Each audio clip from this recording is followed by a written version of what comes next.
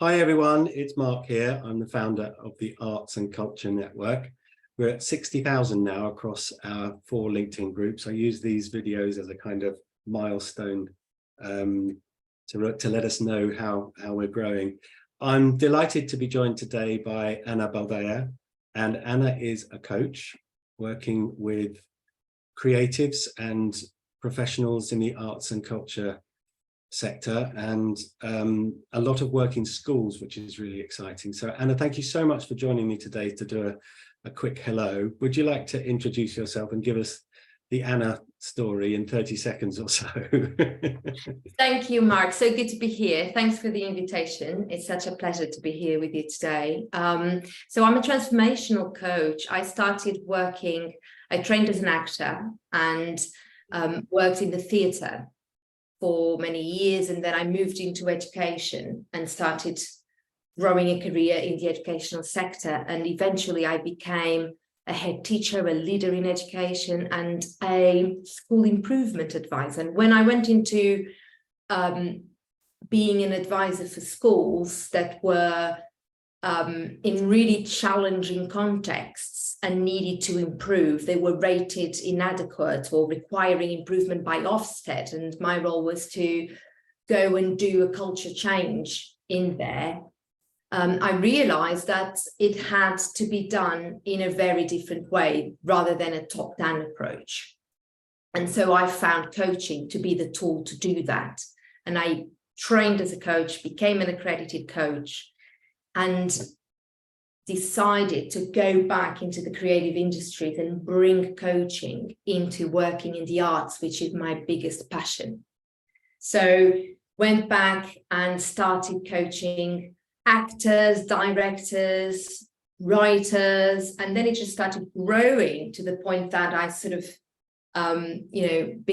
just started my own business and working for myself. And that's how Creative Uprising, which is the name of my business, was grown. I'm now in my, it's going to be my 6th year of business, and, fully living from coaching people across the sector. So it's very exciting. That's brilliant. It's lovely to hear a success story like that. And you're clearly born for it. I mean, we've had several conversations, and you exude this kind of beautiful balance between sort of confidence and empathy and the ability to listen and help people bring out what's best in them across those. But I'm fascinated to learn more about the work that you do in education, because that's dear to my heart. I often used to say to my kids, please don't let school get in the way of your education. But I have a huge respect for the dedicated teachers that we have in all over the world, which is it's one of those really, really wonderful careers to have. But you work both in groups and with individuals in schools, is that right? Yeah, so senior leaders, either new to role, who need a little bit more professional development and need to grow in confidence and skills in terms of how they lead, which is often about growing in awareness of who you are and how you can be more authentic in your leadership when you have such a busy school day that is full with very challenging administrational tasks and a lot of issues that you need to keep managing, and you have to keep coming back to your mission, like you said, about, don't let the school get in the way of your education. Often leaders in education need to be reminded of that. Don't forget the purpose of why you're here, why you're doing what you're doing, and why you get out of bed to go to school, because it is such a hard job, Yeah. And you're working with the right people in that respect, certainly, because it's the leaders in those schools who have the biggest opportunity to make changes for the better. So yeah, I think it's great that they can refer to somebody like you who has the skills and the experience required to help them identify where they need to go. And the other saying I remember hearing is, you don't fatten a calf by weighing it all the time. you know, which my son's just finished his GCSEs, and I think he did 36 exams. Now I did probably 8 at tops. I mean, they were nasty 3-hour exams in the gymnasium, suffering from hay fever, but it just staggers me how much, and despite the fact that they're assessed, you know, during the course of their study as well, but there's 36 tests. I mean, you don't, as the guy said, the farmer said, you don't fatten a cow by weighing it all the time. So that's fascinating that you're doing that work, and you're giving those teachers an opportunity to look at other ways as well. You know, it doesn't, why do you do it this way? You know, why does that have to be the case? But you're working also with people in different industries as well, and lots in our sector, the arts and culture sector. I think you mentioned you were working with a creative director from an animation studio as well.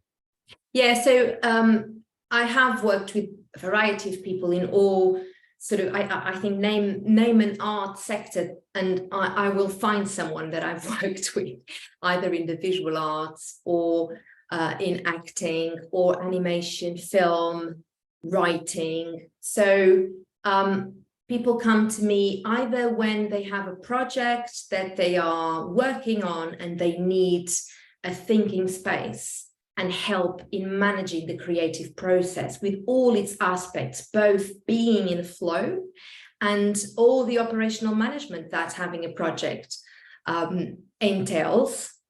So from how do I lead the team to how do I go about applying for funding or managing the marketing aspect of these projects, you know, and putting myself out there, making myself be visible.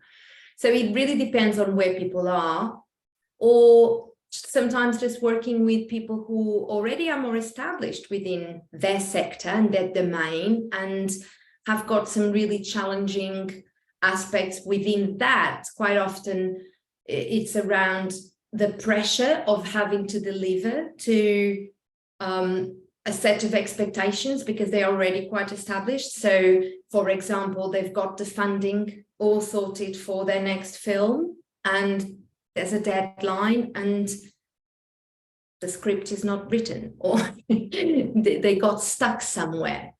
Or the pressure of having to deliver something after a great success can be really high and can be really hard to manage, and sometimes can hold you back from doing what you really want to do and following your creative impulse. So getting in touch with that impulse, trusting your inner voice, tapping into your inner voice and following that is very much part of the work that we also get to do together.